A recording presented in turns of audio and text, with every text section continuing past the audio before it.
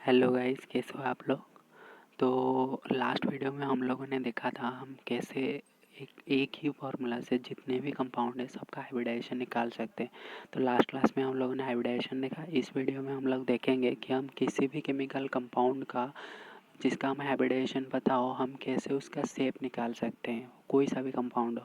तो आपको कोई मतलब तकलीफ ना हो, तो इसलिए मैंने इस वीडियो में सिर्फ ऐसे कंपाउंड रखे हैं जिनमें मतलब कोई लोन पेयर ही नहीं है, मतलब सिंपल कंपाउंड्स है। नेक्स्ट वीडियो हम लोग लाएंगे, उसमें मैं बताऊंगा कि आपको कैसे अगर लोन पेयर होगा एक कंपाउंड में तो उसे कैसे हम मैनेज कर सकते हैं, उसको कैसे हम शेप उसका डिटरमिन करेंगे। ठीक है, तो इस वीडियो में हम लोग सिर्फ वही कंपाउंड्स देखे हैं जिनमें कोई लोन पेयर नहीं है। ठीक है, तो देखते हैं हम कैसे शेप का मतलब प्रेडिक्ट कर सकते हैं किसी भी कंपाउंड का। तो हम लोग ने लास्ट वीडियो में जैसे कि देखा था कि कैसे हम हाइब्रिडाइजेशन निकाल सकते हैं। तो हाइब्रिडाइजेशन निकालने के लिए मैं फिर एक बार आपको बता देता हूँ। मतलब अगर नंबर ऑफ़ इलेक्ट्रॉन पेयर्स 2 है तो हमें कैसे पता चलेगा कि नंबर ऑफ़ इलेक्ट्रॉन पेयर्स कितने। इसीलिए हमारा एक फार्मूला है, वो हम क्या बोलते हैं उस फार्मूला को, half into number of valence electrons plus number of monovalent atoms plus minus charge. इस फार्मूला से हम लोग निकाल सकते हैं किसी भी कंपाउंड का हाइब्रिडाइजेशन। तो आप लोग लास्ट वीडियो में देख लीजिएगा, आपको पता चल जाएगा कि हम हाइब्रिडाइजेशन कैसे निकाल लें। ठीक है, तो अगर हमारा नंबर ऑफ़ इलेक्ट्रॉन पेयर्स 2 है तो हमारा हाइब्रिडाइजेशन क्या आता है, sp। ठीक है, और sp का शेप कैसा होता है, लीनियर। अगर नंबर ऑफ़ इलेक्ट्रॉन पेयर 3 आता है तो हाइब्रिडाइजेशन होगा क्या, sp2, और शेप क्या होगा, ट्राइगोनल प्लानर। ट्राइगोनल प्लानर होगा। अभी हम लोग देखेंगे कैसा शेप होता है ट्राइगोनल प्लानर का, हम लोग देखेंगे। अभी के लिए आप बस इतना देखो। और 4 है नंबर ऑफ इलेक्ट्रॉन पेयर्स तो हमारा हाइब्रिडाइजेशन क्या आता है, sp3, और शेप कैसा होता है, टेट्राहेड्रल। 5 होगा तो sp3d, शेप आएगा ट्राइगोनल बाई पिरामिडल। 6 आएगा तो sp3d2, और शेप आएगा ऑक्टाहेड्रल, और इसको हम और क्या बोल सकते हैं, स्क्वायर बाई पिरामिडल। अगर 7 आया नंबर ऑफ इलेक्ट्रॉन पेयर्स तो हमारा शेप कैसा हो जाएगा, पेंटागोनल बाई पिरामिडल। अभी आप लोग देखो, लास्ट में आपको एक ट्रिक बता दूंगा जैसे आपको मतलब ये सब भी याद रखना नहीं पड़ेगा, आपको अपने आप ही याद होता जाएगा। ठीक है, तो हम पहले देखते हैं जो sp हाइब्रिडाइजेशन के लिए हम लोग कैसे निकाल सकते हैं, मतलब उसका शेप क्या है। ठीक है, फॉर एग्जांपल हम एग्जांपल किसका लेंगे, CO2 का। CO2 का हाइब्रिडाइजेशन कैसे निकालेंगे, हाफ इंटू कार्बन का आउटर मोस्ट शेल में 4 इलेक्ट्रॉन है तो हाफ इंटू 4। तो मोनोवैलेंट एटम कुछ नहीं है, चार्ज भी कुछ नहीं है, तो 4/2 2 हो गया। हाइब्रिडाइजेशन क्या आ गया, जब 2 होता है number of electron pairs sp, और sp का शेप कैसा होता है, लीनियर। तो कार्बन डाइऑक्साइड का शेप कैसा होगा, linear, C double bond O double bond O, एक लीनियर शेप में रहेगा। ठीक है, फॉर एग्जांपल हम नेक्स्ट एग्जांपल देखते हैं BF2 का एग्जांपल। तो हाइब्रिडाइजेशन कैसे निकालेंगे, half into number of valence electrons, beryllium में 2 होता है तो half into 2 plus fluorine monovalent atom है, 2 एटम है तो 2 + 2 तो 4/2 2।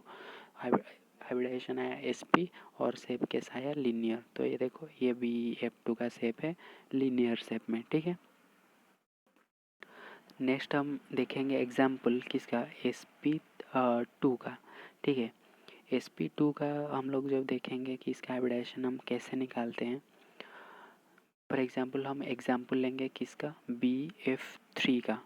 BF3 में हाइब्रिडाइजेशन निकालते हैं, हाफ इंटू बोरॉन का आउटर मोस्ट शेल में 3 electron plus 3 fluorine monovalent atom है तो +3, तो 6/2 3। हाइब्रिडाइजेशन कैसा है, sp2, और शेप कैसा होता है, ट्राइगोनल प्लानर। ठीक है, तो ये देखो, ये एक ट्रायंगल है, ये इस प्लानर है, और इसमें 3 फ्लोरीन आटम इससे अटैच है, तो ये हो गया शेप किसका, BF3 का। ठीक है, नेक्स्ट हम एग्जांपल लिखें किसका, BCl3 का। सेम, हाफ इंटू बोरॉन का आउटर मोस्ट शेल में 3 इलेक्ट्रॉन प्लस 3 क्लोरीन, तो 6/2 3। हाइब्रिडाइजेशन आया sp2, शेप कैसा होगा, ट्राइगोनल प्लानर, क्योंकि sp2 में हमेशा ट्राइगोनल प्लानर ही होता है। ठीक है, तो ये है BCl3 का स्ट्रक्चर, कैसा, ट्राइगोनल प्लानर। ये एक प्लेन में है, ट्रायंगुलर प्लेन में, इसमें सेंटर में है बोरॉन, और इसका 3 प्लेन में कितने, 3 क्लोरीन एटम्स है। ये शेप है किसका, BCl3 का। ठीक है, नेक्स्ट हम लोग एग्जाम्पल देखेंगे sp3 हाइब्रिडाइज्ड ऑर्बिटल्स का शेप कैसा होता है। तो मैंने आपको स्टार्टिंग में ही बताया था, तो कैसा होता है sp3 हाइब्रिड ऑर्बिटल्स का शेप। हाँ, टेट्राहेड्रल। ये देखो 4 जब आता है नंबर ऑफ इलेक्ट्रॉन पेयर्स, तो क्या होता है हाइब्रिडाइजेशन sp3, और sp3 का शेप कैसा आता है टेट्राहेड्रल। ठीक है, तो ये देखो CH4 का अगर हम एग्जांपल लेंगे तो हाफ इंटू कार्बन का आउटरमोस्ट शेल में कितने इलेक्ट्रॉन, 4 इलेक्ट्रॉन, प्लस हाइड्रोजन 4 है तो प्लस 4 करेंगे, तो 8/2 हाइब्रिडाइजेशन कितना आया, 4 आया, तो sp3 हाइब्रिडाइजेशन। sp3 हाइब्रिडाइजेशन होगा तो शेप कैसा होगा टेट्राहेड्रल। ये देखो CH4 का शेप जो कि एक टेट्राहेड्रल शेप है। ठीक है,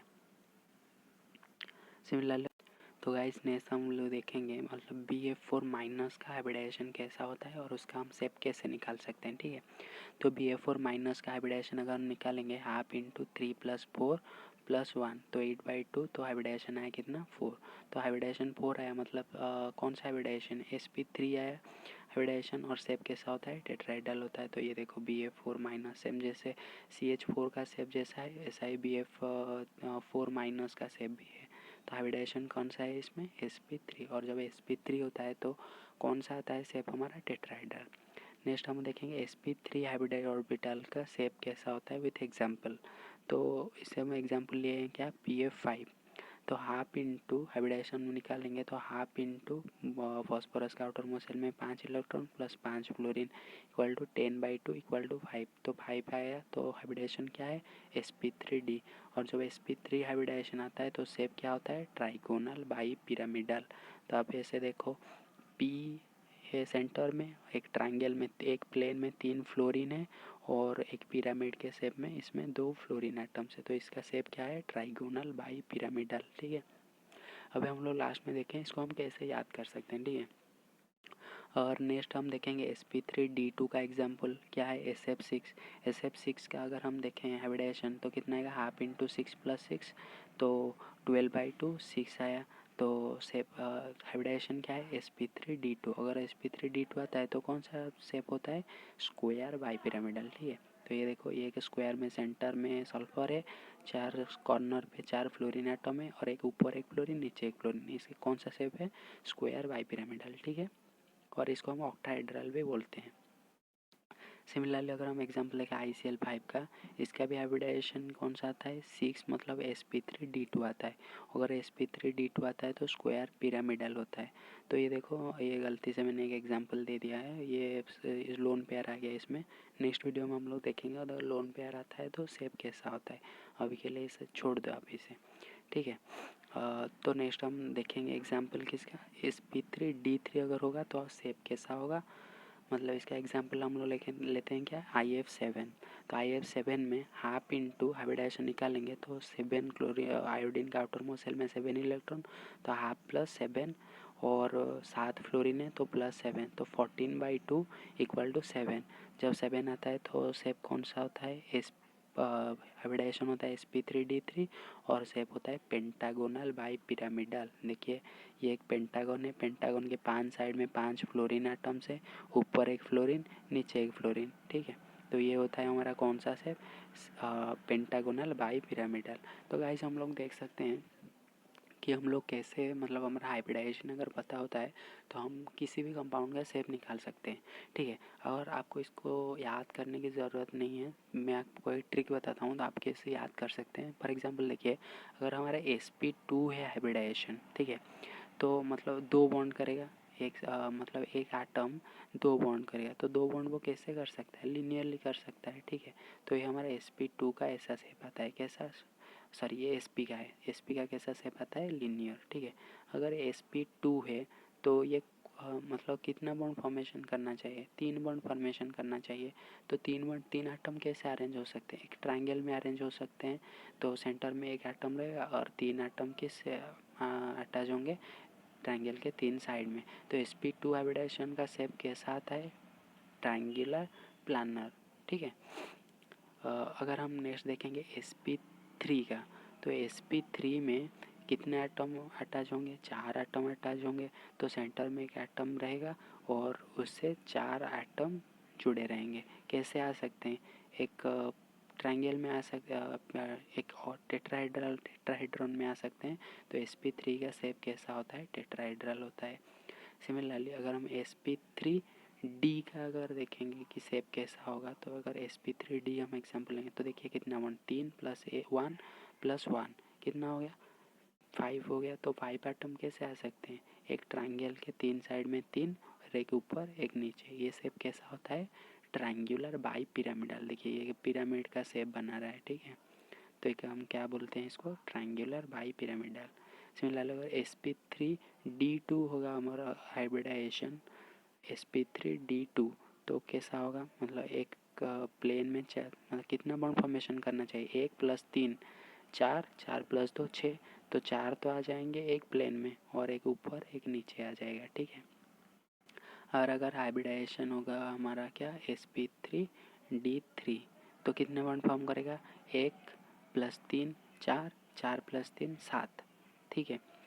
तो 7 बॉन्ड कैसे आ सकते हैं, ठीक है। एक पेंटागन लेंगे, पेंटागन के 5 साइड में 5 एटम, एक ऊपर एक नीचे, ये हमारा कौन सा शेप होता है, sp3d3।